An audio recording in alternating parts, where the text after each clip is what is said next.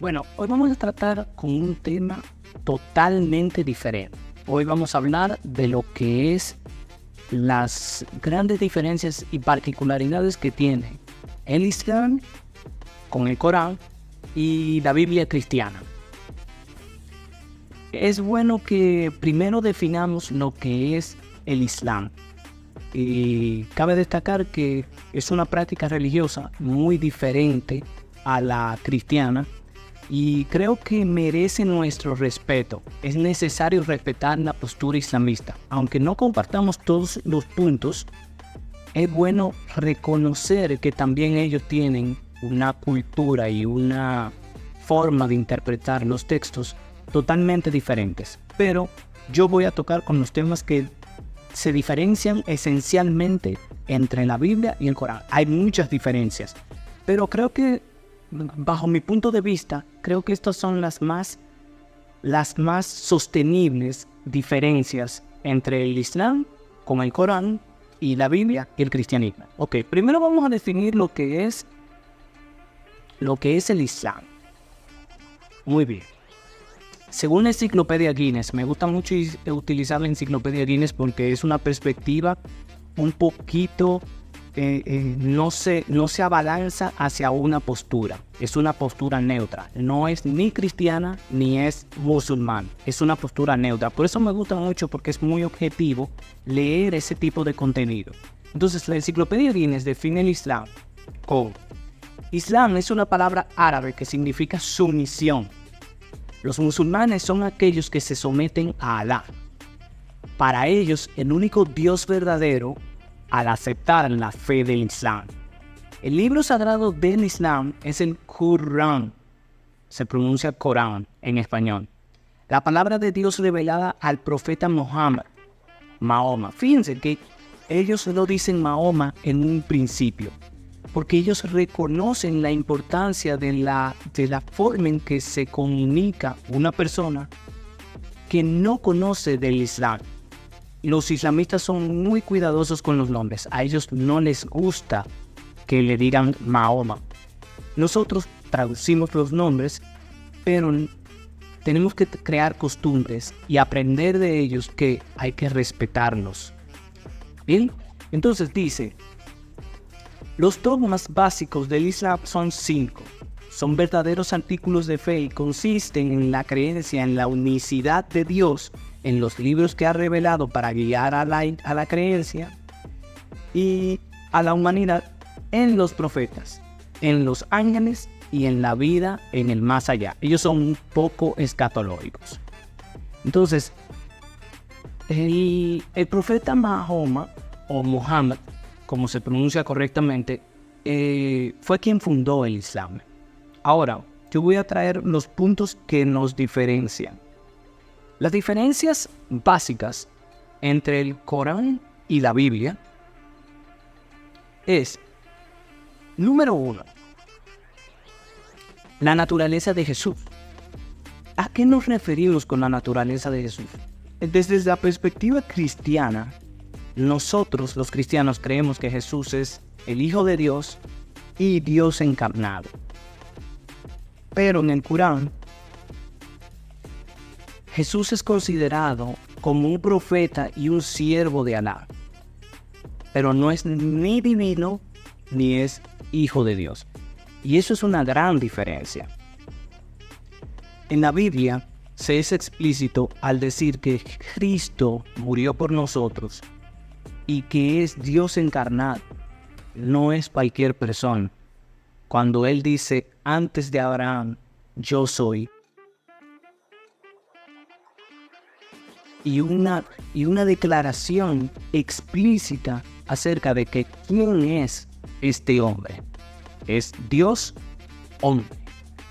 Pero bueno, esa es una de las diferencias. Ahora vamos con la número 2. La Trinidad. Los musulmanes no creen en la Trinidad. Ellos rechazan la noción de la Trinidad, afirmando que Dios es uno.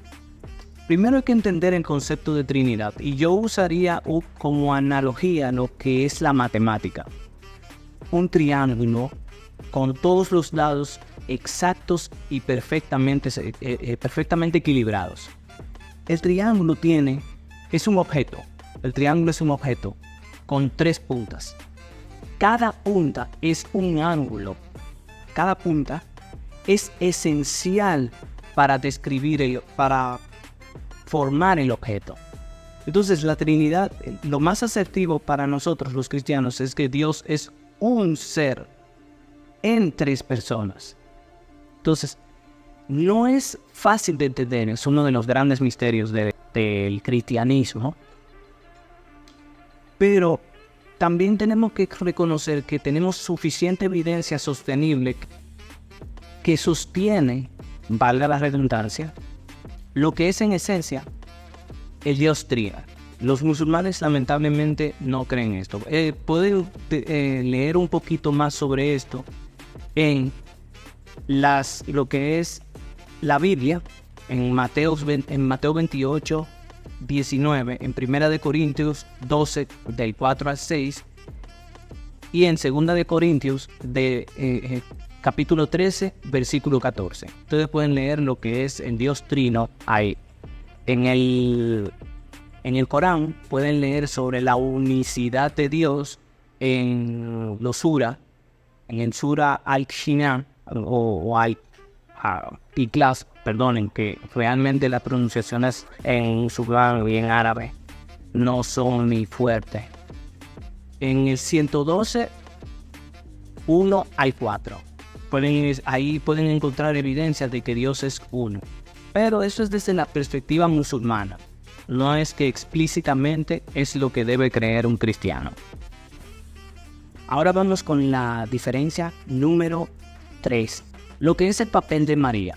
Miren, yo leyendo esta diferencia, realmente encontré mucha similitud. Porque creo que el musulmán, el islamista, está muy, muy cerca de la postura protestante. Realmente los católicos y ortodoxos creen en que María es un ser semidivino. No voy a decir absolutamente divino, ni tampoco puedo decir semidivino. Lo que trato de notar aquí es que María es algo especial para el catolicismo y para la rama de la ortodoxia. Y es bueno entender que nosotros, los protestantes, los reformadores, pensamos que María es una persona que es piadosa, que Dios la usó para cumplir con la promesa de salvación, pero no se le atribuye una perpetua virginidad en el protestantismo y en el islamismo, ni tampoco se le atribuye la mediación. Nosotros no consideramos que María es mediadora y corredentora, ni nada de eso. Eso es en la rama de la ortodoxia y el catolicismo, cosa que respeto, pero que no comparto. Y lo mismo sucede con los musulmanes. Nosotros nos apegamos a ciertas posturas de María, pero hay que reconocer algo. No existe dentro del protestantismo una soteriología mariana. Por lo tanto, en el islamismo tampoco existe una soteriología mariana. De hecho, ellos le dicen Mariam a María. Y es bueno reconocer estas diferencias. No es que nosotros estamos asociados al islamismo y lo que ellos piensan también nosotros lo creemos. No. Pero tenemos evidencia sostenible de que María no es una persona como la describe el catolicismo romano, dentro de la postura reformada. Respetamos la postura católica romana, pero no es un absoluto para nosotros. Vamos a pasar ahora a la cuarta postura. Número 4. Bien, en la cuarta postura tenemos el concepto de salvación. Este sí me gustó. ¿Por qué? Porque hay una diferencia notable. Realmente yo usé una fuente que es la Biblia de apologética, y hay varios conceptos soteriológicos que no se parecen en absolutamente nada al cristianismo en general. Por ejemplo, la salvación se logra a través de la sumisión a la voluntad de Alá y la obediencia a sus mandamientos. En esto sí se parecen los católicos romanos con el islamismo. Anteriormente había mencionado sobre María, lo que nosotros los protestantes compartimos con los islamistas. Pero en este caso de la soteriología es exactamente igual. ¿Por qué? Porque igual al catolicismo. ¿Por qué? Porque también ellos creen en la fe y las obras, así como que van conjuntamente en el proceso de salvación. Para tú ser salvo en el catolicismo romano tienes que hacer cosas y tienes que creer cosas. En el lado del Islam tienes que hacer cosas y creer cosas. En la postura reformada no creemos eso. Entonces ahí hay un acercamiento entre el Islam y el catolicismo, así como nosotros lo tuvimos en el punto anterior. Entonces, en el caso de la Biblia, la salvación en el cristianismo es basada en la fe hacia Jesús como Salvador y por la gracia divina. O sea, esos son los conceptos principales del proceso de salvación, de lo que es la soteriología. Eso es un marco genérico, porque realmente eso se puede desglosar y se puede escribir hasta 10 libros, que realmente este tema es amplio en su marco absoluto. Pero creo que es una de las diferencias que tiene la Biblia con el Corán. La salvación es por fe y obras. En el Islam también, por las cosas que haces puedes ser salvo. Si tú crees y haces cosas, eres salvo, al igual que en el catolicismo. En el caso de la reforma, nosotros no creemos eso. Nosotros creemos que somos salvos por gracia y por fe al Señor Jesucristo. Y en la última postura, la número 5, tenemos el marco de la escatología, el fin del mundo. ¿De qué trata la escatología en el Islam? El Corán menciona que presenta su propia versión del fin del mundo, del juicio final, y el destino de los creyentes y de los no creyentes. Ciertamente es muy parecida al cristianismo. Es muy parecida al cristianismo, realmente. Pero hay ciertas descripciones que no son lo mismo. La Biblia también describe el juicio final y el destino eterno de las almas con variaciones en la enseñanza según las tradiciones. ¿Dónde podemos leer un poquito sobre el fin de los tiempos? Si ustedes se van a la Sura al-Salahah o Sura al-Himayamah, no sé cómo se pronuncia, disculpen de verdad.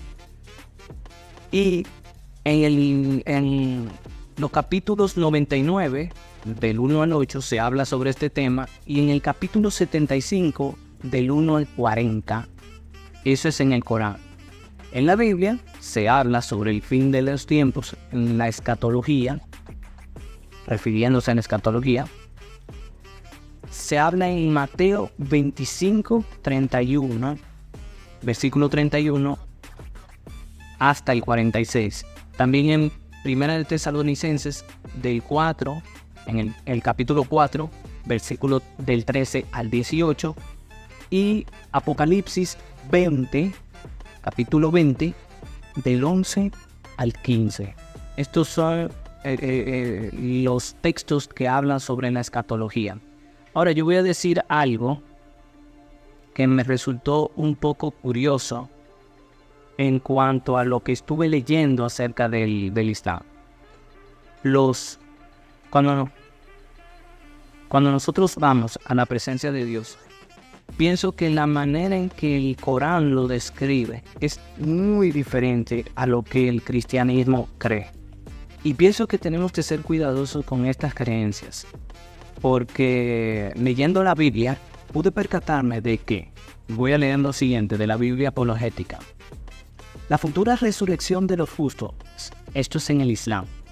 La futura resurrección de los justos en eterna dicha en un cielo paradisiaco, con todos los placeres físicos que se nos han podido tener en esta vida, estarán disponibles en el paraíso.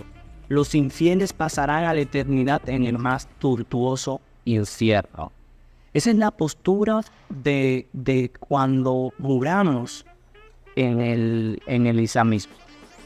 Pero a diferencia de la Biblia, dice lo siguiente: inmediata entrada en la presencia espiritual de Dios una vez que el creyente muere.